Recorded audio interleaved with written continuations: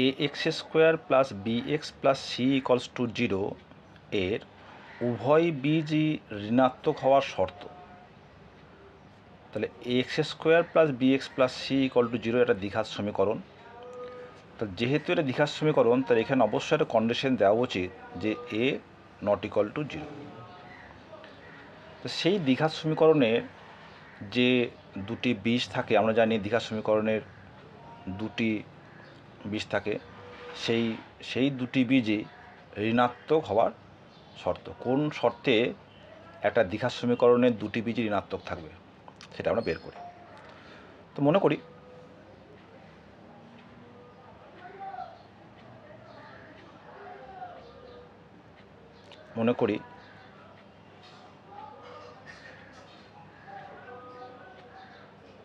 ঋণাত্মক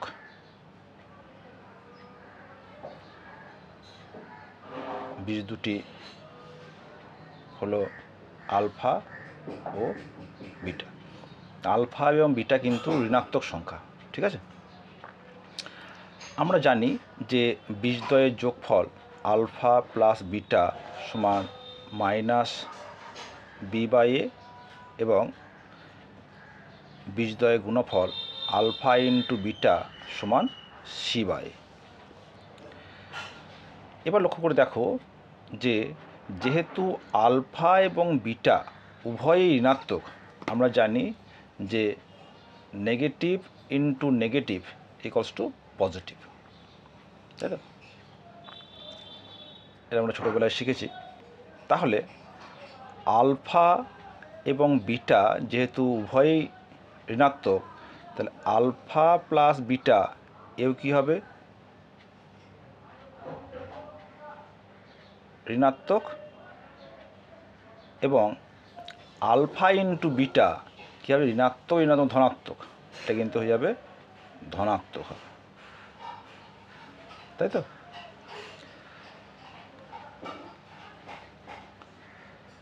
তাহলে যেহেতু alpha into beta equals to c/a, এটা হচ্ছে একটা ধনাত্মক সংখ্যা।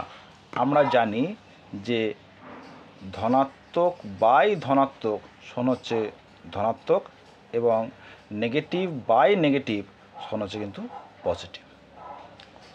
তাহলে এই c/a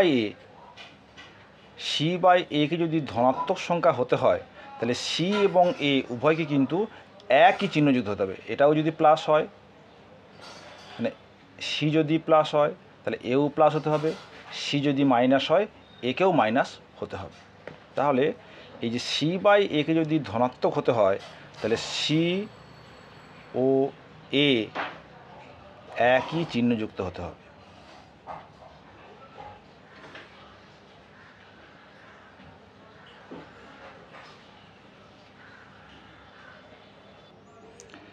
এবার দেখো আমরা আরেকটা যে শর্ত পেয়েছি যে আলফা প্লাস বিটা এটা কিন্তু ঋণাত্মক সংখ্যা।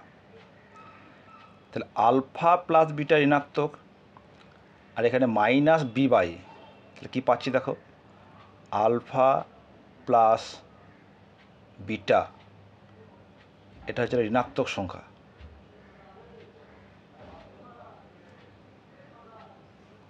Equals to minus b/a। তাহলে বলতে পারবো যে b/a ইকলস টু ধনাত্মক।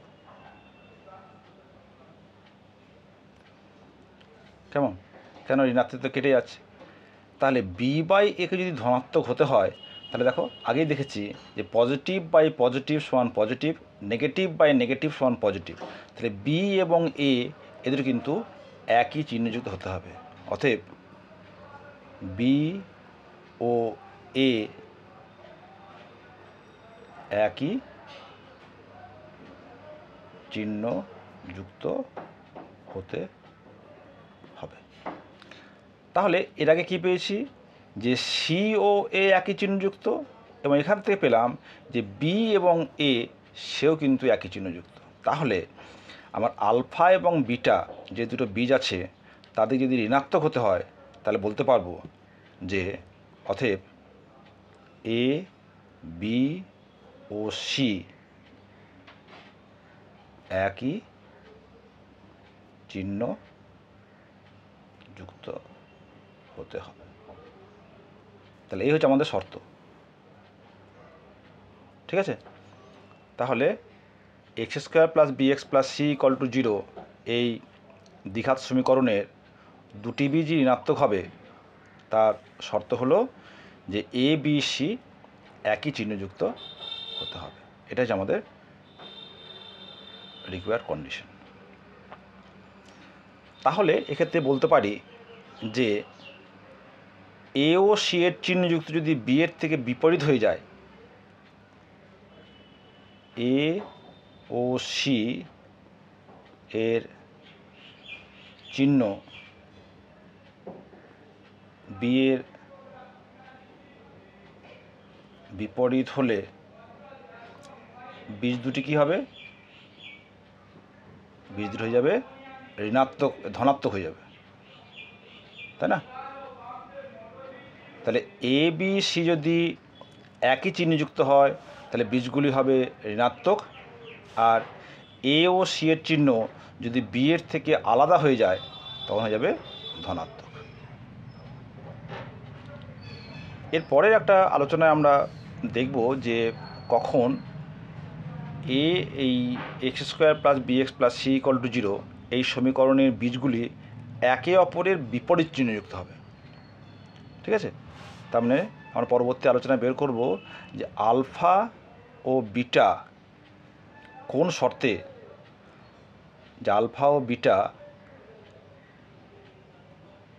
বিপরীত চিহ্নযুক্ত হবে কোন শর্তে, এটা আমরা পরবর্তী একটা ভিডিওতে আলোচনা করব। ঠিক আছে, তোমার যদি মনে করো যে এটা তোমরা করতে পারবে তা করে অবশ্যই আমাকে জানাবে।